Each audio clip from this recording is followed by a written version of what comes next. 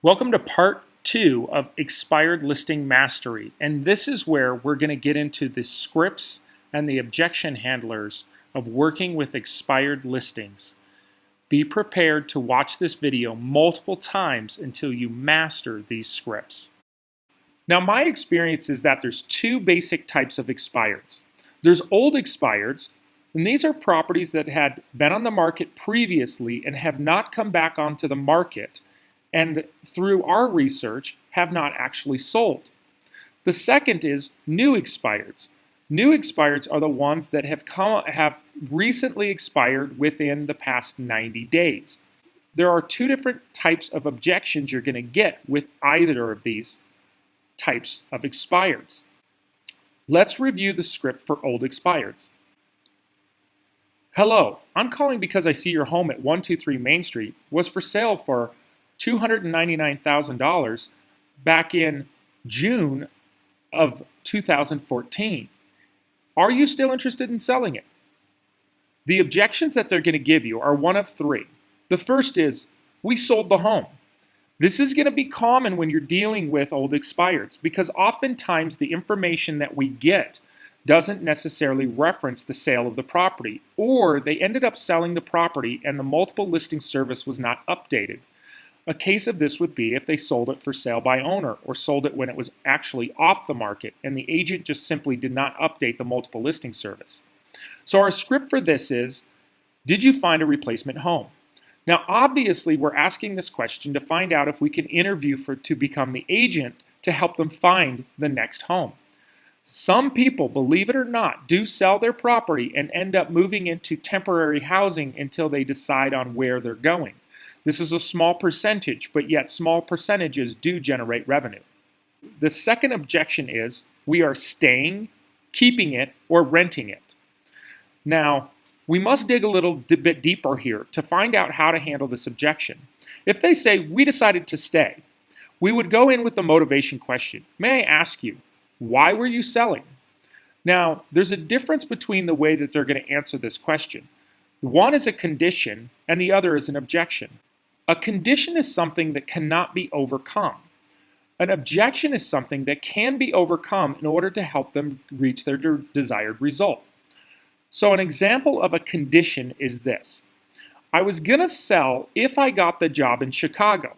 It turns out I did not get the job and we are no longer relocating. That is simply a condition. You may follow up with another question like, are you interested in buying another house in the area? Likely they might say no to that. An objection is something that can be overcome. An objection would be, well, we thought we were going to sell, but we're having trouble finding a replacement home, or we're fearful in finding a replacement home. So the objection handler for that is simply this. There are ways that we can legally protect you within a contract that you do not end up homeless. It's called a contingent sale. This will give us time to find a replacement home for you while the buyer waits. And in the instance that you cannot find a replacement home, we will simply terminate the contract and that will release you from having to sell your home. The last thing I would want to do is leave you homeless. See, this is an objection that we're able to overcome simply by giving them some more information that the other agent may not have provided them. Second script to that is, if I brought you an offer today for a price that's acceptable to you, would you look at it? This is moving quickly to motivation. Again, their typical answer to this is going to be no, because we're asking a yes or no question. So sometimes restating this in another way will help. So if we lead with this, if we brought you an offer today for a price acceptable to you, would you look at it? And they say no. We would pause and say, let me ask you, if I brought you an offer today for the price you were asking for, or above the price you were asking for, you wouldn't even look at it? And pause and wait for their answer. Now lastly, the third objection, which is a little more common, is we're waiting to sell our house, or we're waiting until blank. So oftentimes in markets that are seasonal, you will have this objection. We are waiting till the spring. We are waiting until my child graduates from college, or we are waiting until My kids are out of school. Depending on their reason for their objection, we would lead into the script below. So for something like, we are waiting for spring, we could ask the question, if we brought you an offer today at a price acceptable to you, would you look at it? That would be an acceptable response to, we're waiting for spring.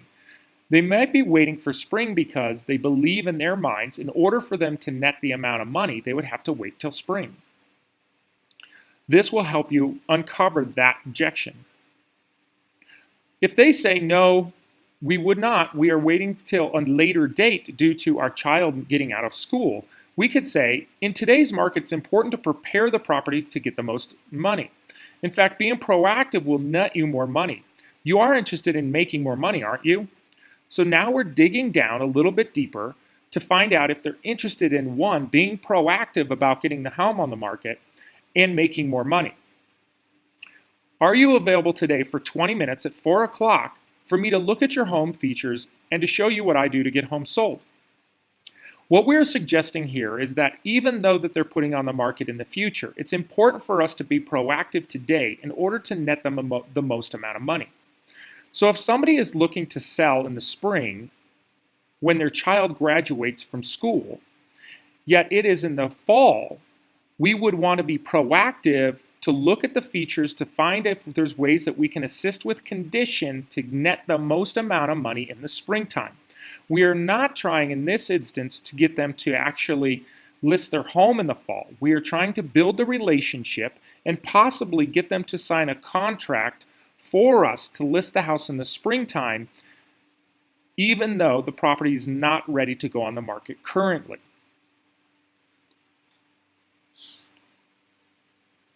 Now, let's move into recent expired scripts.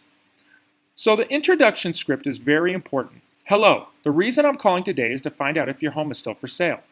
Now notice, we did not mention yet that we're real estate agents or that we're with a company. This automatically will set up an objection for you. If you lead in with, hello, my name is Sean Modry, and I'm with blank real estate company, and the reason I'm calling, you've already in many ways set up an objection in their mind. They may not be very happy with real estate agents at this time, considering their recent experience. Secondly, we're not necessarily sure if they like the company you work for. And so we have to isolate those objections separately. Sometimes if you lead in with your company name, maybe they had a prior experience working with your company, and that's the reason that they didn't list with your company previously. So by leading with your company name, you can actually set up an objection prior to even you being aware of it. So let's look at this script again. Hello, the reason I'm calling today is to find out if your home is still for sale. Yes, it is still for sale. Why do you ask? Or simply they'll say, why do you ask? Now, we would say, the reason I ask is because your home has showed up on the multiple listing service as an expired listing. Now, they may not know what an expired listing means, so we have to clarify here. This means that it's showing up that it is no longer for sale. Now, understand that many agents in the area understand that many agents will allow a listing to expire without contacting the consumer. They literally have no idea that their home is no longer for sale. So by making this statement, it puts them back a little bit to realize that they think their agent is doing their job, and yet they are not doing their job. I'm a real estate agent in the area, and I actually specialize in working with homes that didn't sell the first time. Even the best homes don't sell the first time. Next is where we can introduce ourselves. My name is Sean Modry, and I'm a real estate agent in the area. I specialize in working with homes that didn't sell the first time. In fact, even some of the best homes don't sell the first time. The reason I'm calling today is to show you how I successfully get houses sold. Are you available today for about 20 minutes at 4 o'clock that I can come by and show you what I do to get homes sold? Or a script similar to this. Notice I do modify the script at time to time. I typically will use a script as bullet points in order to remind me of the script to use. You don't have to follow this exactly. Make it into your own words and make it comfortable for you to use. Yet follow the same script consistently so when you do get results, you know what script to default back to. So here's the most common objections that we're going to receive by calling expired listings. Number one, we sold the home. We already covered this, as there occasionally properties will sell that are not going to be updated on our contact information. So simply say thank you, ask them if they found a replacement home, and move on. We've decided to take the property off the market, rent it, or we're waiting for spring, etc. I'm going to stay with the same agent. I've already found another agent, or I've decided I'm going to sell it myself. We're going to break down each of the remaining 4 objections individually. So first objection, we're taking it off the market, renting it, or waiting till spring to sell it. Our objection handler for this is, if you were to have sold, where were you moving to? The reason for this is we're trying to uncover their motivation. We're also trying to build rapport. Remember the psychology of the script chart in the previous video. I'm a real estate agent in the area, and I specialize in homes that didn't sell the first time. Even some of the best homes don't sell the first time. If I was to bring you an offer today at a price that was acceptable to you, would you look at it? Again, trying to uncover if there's some motivation for them to still sell. If they say yes, we would say, well, that's exactly why we need to meet. Most commonly, they will say something like this: do you have an offer?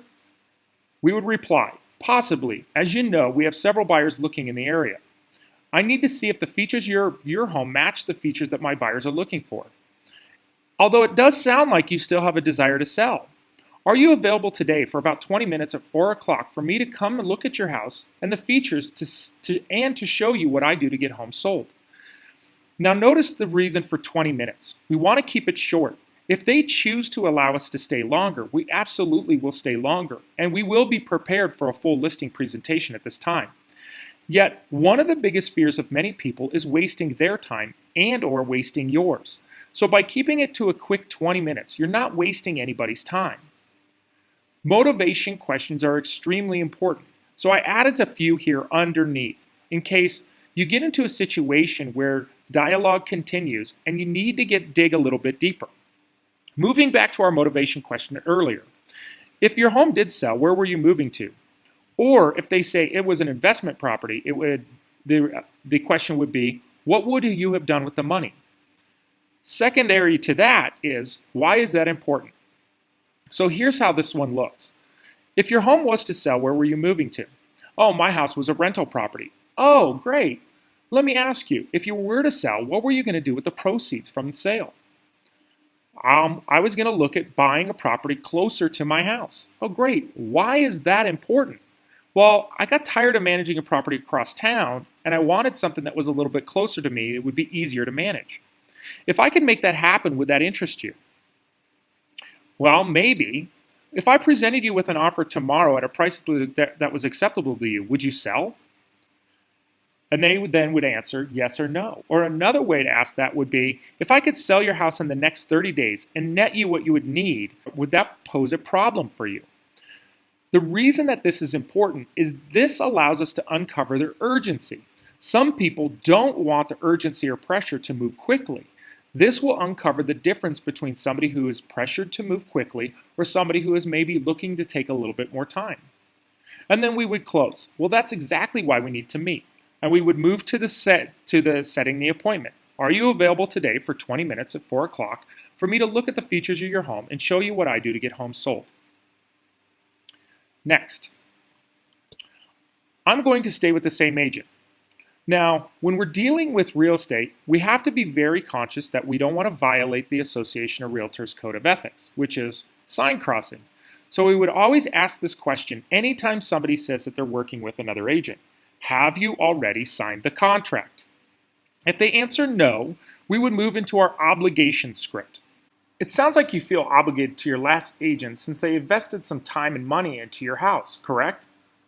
Let me ask you, what are they going to do this time, or what did they say they were going to do this time that they didn't do last time? See, you don't owe them anything, and frankly, you don't owe me anything either. But you owe yourself the very best, and the very best chance to net the most amount of money. See, if you had an illness and it required surgery, you would get another opinion, wouldn't you? I know this isn't surgery, but it could be financial surgery on your house. I mean, honestly, if you felt I could get you more money and a quicker sale, you would meet with me for 30 minutes, wouldn't you? Maybe something that I share with you will allow you to make even more money, even if you decide to stay with the other agent. And it certainly wouldn't hurt, would it? Let's go ahead and do this. Let's meet for 20 minutes today at 4 o'clock so I can show you what I do to get homes sold. Next objection. I've already found another agent. Again, have you signed the contract already? They say yes. Have you signed a contract already? They reply yes. We will simply ask, may I follow up with you if the property doesn't sell? They say no. We would say, great, I would like to apply for the job. If you had an illness that required surgery, you'd want to get another opinion, wouldn't you? I know this isn't surgery, but it could be financial surgery on your house. And if you felt I could actually get you more money and a quicker sale, it'd be worth meeting with me for 30 minutes, right? Maybe something I share with you will allow you to make more money even if you decide to work with the other agent.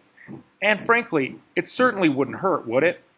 Let's meet today for about 30 minutes at 4 o'clock.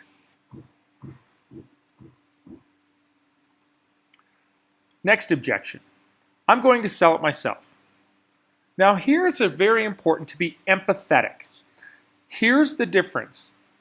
People that are great at scripts are empathetic, not sympathetic. Sympathetic is, that is so sorry for you, right? That is looking down on somebody else. Yet empathetic is understanding who they are and why it's frustrating for them. So somebody who's had their house on the market and didn't sell and is frustrated with the real estate agent and has decided to go ahead and sell it themselves is somebody that you must have empathy for. After what you've been through, I can understand. It's got to be frustrating.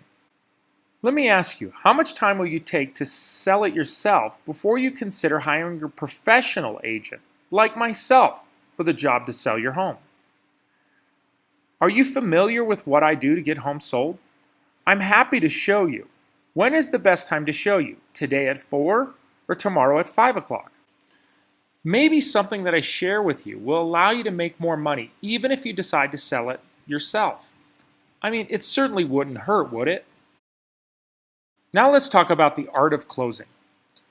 Two types of closings that are important are a soft closing or a hard closing. Now the key is you must close. You must oftentimes throughout the conversation do soft closes. A soft close could be, are you typically available on evenings or weekends? Or when is a time that I could stop by for about 15 minutes to share with you what I do to get homes sold? A hard close is, when would be the best time to show you? Today at 4 or today at 5? Or I could come by today at 4 o'clock, or would 5 o'clock be better? That way I can share with you ideas on how I get homes sold. These are harder closes, more direct in closing for the appointment. One of the reasons agents are ineffective working with expireds is they simply don't ask for the order.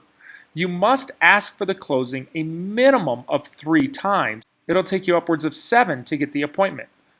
The more times you ask for the closing, the higher likelihood you're going to have a chance of closing. Yet a minimum of 3 times is required in order to be successful. So here's the don'ts. Asking yes or no questions. Can I show you how I market homes? The answer to that will be no. They will typically just answer no. They're preconditioned to answer no. Do you want a second opinion? No. They do not want a second opinion. In their mind, again, that would be wasting time. Their default answer will be no. And avoid questions that start with why. Why did you hire such and such agent? Or why did you hire this company?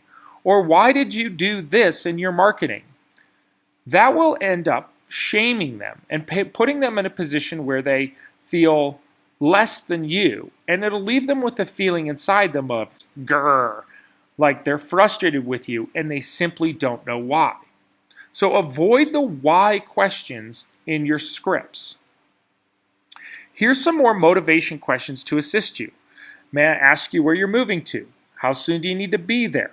How would you rate your motivation on a scale of 1 to 10? If you're building rapport with people, this is a great opportunity to move into motivation. What price are you asking for the property, or what price would you ask for the property in today's market? How did you come to the price? How long have you been trying to sell the house? Are you willing to drop the price for the right buyer? What types of marketing are you using to sell your home? Or what types of marketing did your agent use to sell your home? If you were to hire an agent, what's important to you about that agent? Or in deciding to choose your agent, what was important to you about that agent?